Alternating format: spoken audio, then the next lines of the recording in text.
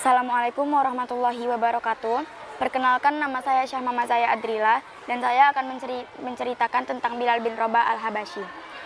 Bilal bin Rabah al-Habasyi posturnya tinggi, kurus, dan termasuk dalam kalangan budak berkulit hitam. Ibunya adalah kelompok hamba sahaya milik dari seorang pimpinan Quraisy, Umayyah bin Khalaf. Setelah menjadi budak mereka inilah Bilal kemudian mendengar tentang Islam dan menemui Nabi Muhammad SAW untuk mengikrarkan dirinya masuk Islam. Ketika Bilal masuk Islam, statusnya saat itu masih belum merdeka. Ia masih menjadi budak dari majikannya. Upaya masuk Islam diam-diam yang dilakukannya gagal karena majikan dan orang kafir Mekah mulai menyiksanya setelah mengetahui kabar tersebut. Di antara kalangan Asabiqunal Awwalun, bahkan Bilal bin Rabah adalah satu-satunya orang yang mendapat siksaan paling berat dari kafir Quraisy. Salah satu yang dilakukan Umayyah bin Khalaf, majikannya, adalah menjemur Bilal di padang pasir yang sergang tanpa sehelai pakaian pun. Belum lagi ditimpa sebuah batu yang sangat besar di atas dadanya. Mereka menyiksa Bilal dengan tujuan menggoyahkan keimanannya dan berpaling dari ajaran Rasulullah SAW. Namun, sekeras dan sekejam apapun siksaan mereka tidak mampu menggoyahkan keyakinan Bilal bin Rabah. Ia terus berpegang teguh pada agama Allah Subhanahu wa Ta'ala. Hingga akhirnya Bilal dimerdekakan oleh Abu Bakar As-Siddiq setelah ia membeli Bilal dari Umayyah. Ketika Masjid Nabawi di Madinah selesai dibangun, Rasulullah SAW kemudian mensyariatkan azan sebelum didirikannya sholat. Azan pada masa tersebut dimaksudkan sebagai penanda sholat, sekaligus pengajak muslim untuk berjamaah di masjid. Mulanya, setiap hendak melaksanakan sholat 5 waktu, kaum muslim belum mengenal azan. Mereka cukup hanya menggunakan waktu untuk melaksanakan sholat 5 waktu. Setelah semua sahabat Nabi berkumpul untuk sholat, Rasulullah SAW kemudian menunjuk satu orang yang akan mengumandangkan azan.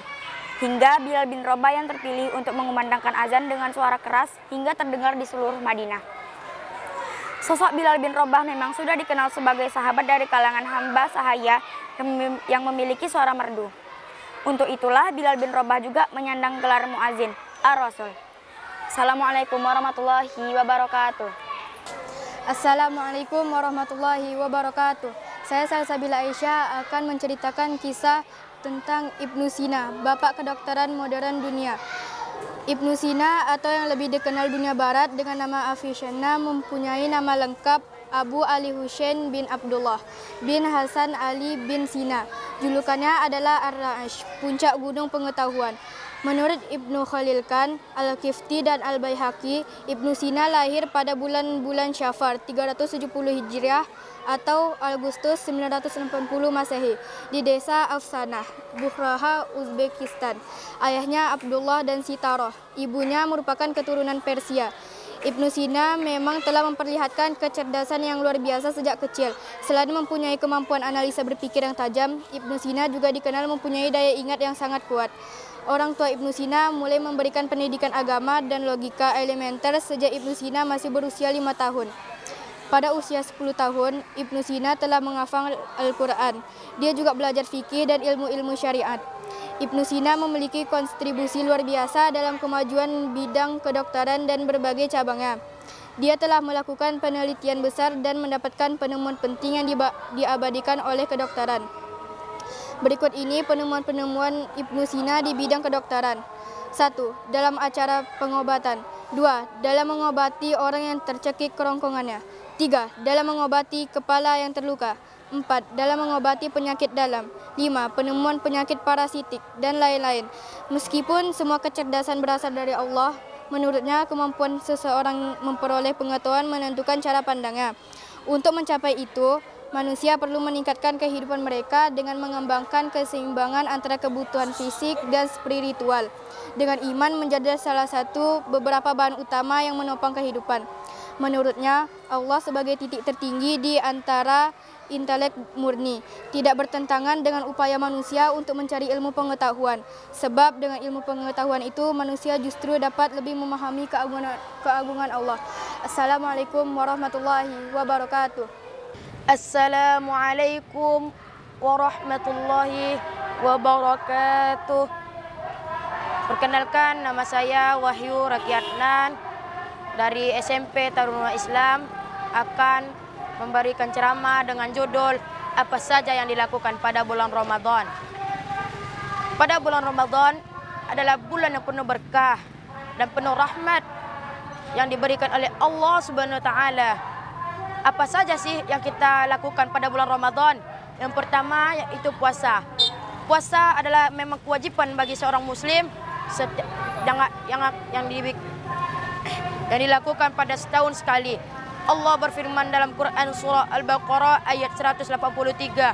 A'udzu billahi minasyaitonir rajim. Bismillahirrahmanirrahim. Ya ayyuhallazina amanu kutiba alaikumus shiyam kama kutiba alal ladzina min qablikum la'allakum tattaqun. Yang artinya, wahai orang-orang yang beriman, berpuasalah engkau dan bertakwalah sebelum engkau menjadi orang agar kamu bertakwa. Puasa yang kita lakukan itu adalah puasa pada bulan Ramadan. Bukan hanya itu, puasa masih banyak yang lainnya seperti puasa Senin Kamis dan puasa Nazar. Adapun yang kedua yaitu salat. Salat adalah tiang agama bagi seluruh umat Islam. Barang siapa yang tidak melakukan salat, maka sama saja dia meruntuhkan agamanya sendiri. Contoh, bagaikan bangunan yang mempunyai pondasi. Apabila pondasi itu roboh, maka seluruh bangunannya itu akan roboh. Adapun yang ketiga yaitu membaca Al-Quran. Al-Quran diturunkan pada bulan Ramadan, bulan yang penuh berkah tersebut. Allah berfirman dalam Quran surah Al-Baqarah ayat 183 yang berbunyi, Na'udzubillahi minasyaitonir rajim. Bismillahirrahmanirrahim. Syahrul Ramadan allazi unzila fihi lil Qur'an hudan linnas. Yang artinya, pada bulan Ramadan diturunkannya Al-Quran sebagai petunjuk manusia. Pada malam bulan Ramadan kita membaca Al-Quran sehingga kita khatam dan pada akhir bulan Ramadan. Adapun yang saya sampaikan, bulan Ramadan adalah bulan yang penuh berkah dan penuh rahmat. Ada satu malam pada bulan Ramadan, yaitu malam Lailatul Qadar, bulan yang penuh berkah dan penuh rahmat yang diberkahi oleh Allah SWT dan membuat pahala kita semakin banyak. Saya akhiri, wabillahi taufiq wal hidayah. Wassalamualaikum warahmatullahi wabarakatuh.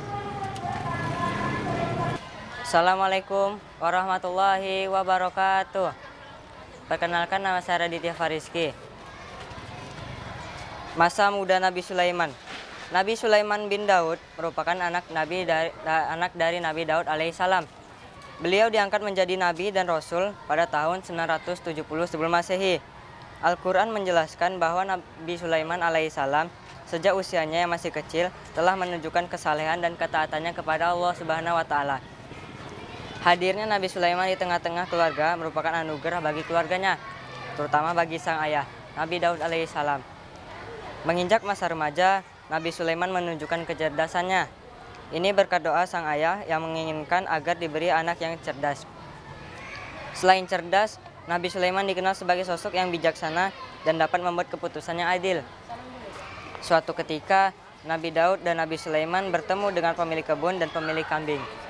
Pemilik kebun ingin meminta ganti rugi pada pemilik kambing karena merusak kebunnya. Mulanya Nabi Daud alaihissalam meminta pemilik kambing untuk mengganti kerusakan. Namun Nabi Sulaiman alaihissalam memberikan pendapat yang mana ternyata menguntungkan kedua belah pihak. Wahai bapakku, menurut pandanganku, keputusan itu sepatutnya berbunyi, kepada pemilik tanaman yang telah musnah, tanaman diserahkan kambingnya untuk dipelihara, yang diambil hasilnya dan dimanfaatkan bagi keperluannya. Manakala tanamannya yang binasa itu diserahkan kepada pemilik kambing untuk dijaga sehingga kembali kepada keadaan asal. Kemudian masing-masing menerima kembali milik yang mendapatkan keuntungan atau menderita kerugian lebih besar daripada sepatutnya. Pendapat yang ditemukan Nabi Sulaiman disetujui oleh kedua belah pihak. Assalamualaikum warahmatullahi wabarakatuh. Assalamualaikum warahmatullahi wabarakatuh. Kisah yang menyayat hati saat Rasulullah mengganjal perutnya. Jika membayangkan sosok pemimpin dan penguasa, kita pasti akan membayangkan kehidupan yang lebih dari cukup, kenyamanan, dan fasilitas mewah lainnya. Mereka bahkan bisa makan enak setiap hari tanpa harus kelaparan. Namun, hal ini sangat berbeda dengan junjungan kita. Rasulullah Shallallahu Alaihi Wasallam, beliau rela menahan lapar dan memastikan umatnya tidak merasakan apa yang ia rasakan. Inilah kisahnya. Pada suatu hari, saat Rasulullah selesai mengimami sholat subuh berjamaah bersama para sahabat, Umar bin Khattab menghampiri beliau dan menanyakan suatu hal. Kemudian, para sahabat yang lain juga ikut berkumpul. Wahai Rasulullah, bolehkah aku bertanya tentang sesuatu yang membuatku bingung? Tanya Umar. Kemudian, Rasulullah kembali bertanya kepada Umar, beritahukan kepadaku, apa yang membuatmu bingung? Dengan sangat hati-hati, Umar pun menyampaikan pertanyaannya kepada Rasulullah. Sungguh, aku berharap Rasulullah tidak tersinggung dengan pertanyaan kami. Kami merasa bahwa engkau kesulitan sewaktu berpindah ruku, seakan-akan engkau sedang menanggung suatu penderitaan yang sangat berat. Apakah engkau sedang menahan suatu penyakit, ya Rasulullah? Rasulullah kemudian tersenyum sambil memandangi sahabatnya dan menjawab, aku tidak apa-apa. Jika kalian perhatikan diriku, apakah aku seperti orang yang sedang sakit? Rasulullah menjawab dengan lembut, tenang, dan menyenangkan sahabatnya itu, bahwa beliau sangat yakin para sahabat tidak akan membiarkannya kelaparan. Tetapi ia memikirkan tanggung jawabnya sebagai pemimpin umat. Bukanlah demikian, wahai para sahabatku. Aku tahu kalian tidak akan membiarkan aku kelaparan seperti ini. Aku tahu kalian pasti akan berbuat sesuatu untuk membantuku. Namun, apakah yang akan aku jawab di hadapan Allah nantinya? Aku adalah seorang pemimpin, jadi tidak selayaknya aku membebani orang-orang yang aku pimpin, ujar Rasulullah. Jawaban tersebut sungguh membuat Umar dan sahabat lainnya tergagum. Mereka mengakui bahwa Rasulullah memang benar-benar memiliki hati yang mulia. Pemimpin yang selalu mementingkan orang-orang yang dipimpinnya, tak seperti pemimpin-pemimpin lain saat itu yang selalu memikirkan dirinya sendiri. Terakhir, Rasulullah mengucapkan kata-kata dan harapan yang sangat menyayat hati. Salah satu bukti kecintaan beliau pada umatnya. Biarlah rasa lapar ini sebagai hadiah dari Allah untukku. Adapun yang menjadi harapanku adalah semoga tidak ada seorang pun dari umatku yang merasa kelaparan, baik di dunia maupun nanti di akhirat, ujar Rasulullah. Masya Allah, betapa besar rasa cinta dan pengorbanan beliau kepada umatnya.